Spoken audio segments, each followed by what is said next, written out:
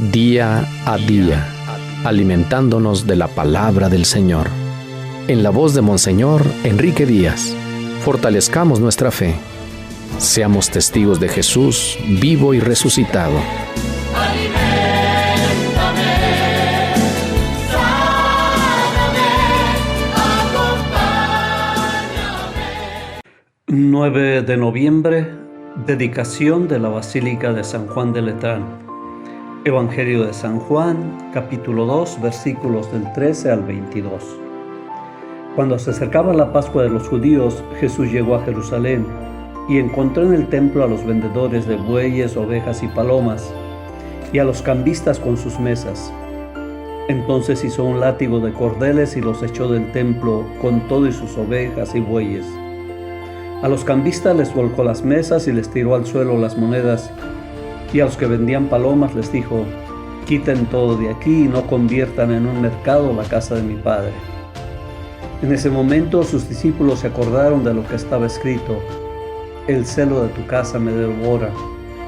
Después intervinieron los judíos para preguntarle: ¿qué señal nos das de que tienes autoridad para actuar así? Jesús les respondió: destruyan este templo y en 3 días lo reconstruiré. Replicaron los judíos: 46 años se ha llevado la construcción del templo y tú lo vas a levantar en 3 días. Pero él hablaba del templo de su cuerpo. Por eso, cuando resucitó Jesús de entre los muertos, se acordaron sus discípulos de que había dicho aquello y creyeron en la Escritura y en las palabras que Jesús había dicho.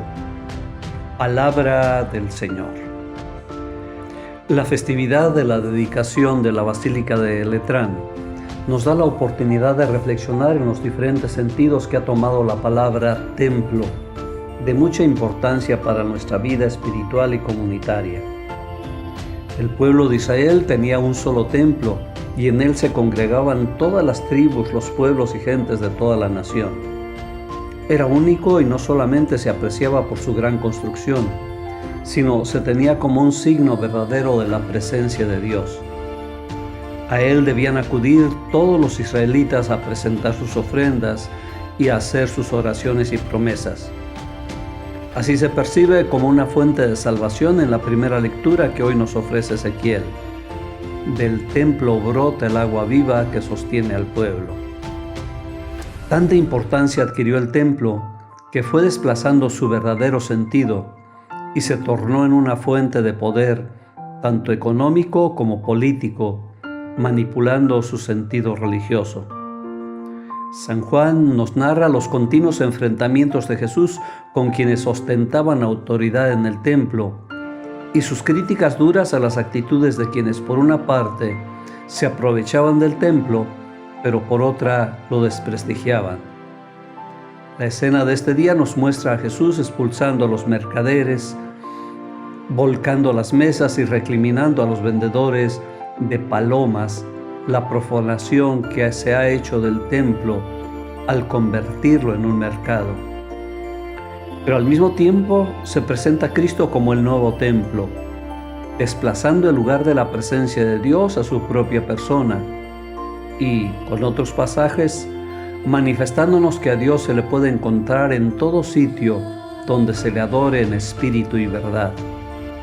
Así pues, tenemos en Cristo un nuevo templo a donde acudir para encontrarnos con Dios. Pero también nosotros somos templos de Dios y también en nosotros se hace presente. También para nosotros pueden ser las palabras de Jesús que hemos pervertido nuestro cuerpo y nuestra persona, transformándolo en mercado cuando estaba destinado para ser casa de Dios. San Pedro en una de sus cartas nos dice que nosotros todos somos piedras vivas que hacemos la construcción de la casa de Dios, la iglesia. Hoy reflexionemos en estos diferentes sentidos que puede tener la palabra templo. La casa de Dios, el mismo Jesús, la iglesia y la persona de cada uno de nosotros. ¿Las hemos conservado como casa de Dios? Pensemos en las palabras de Jesús. El Señor te bendiga en nombre del Padre, y del Hijo, y del Espíritu Santo.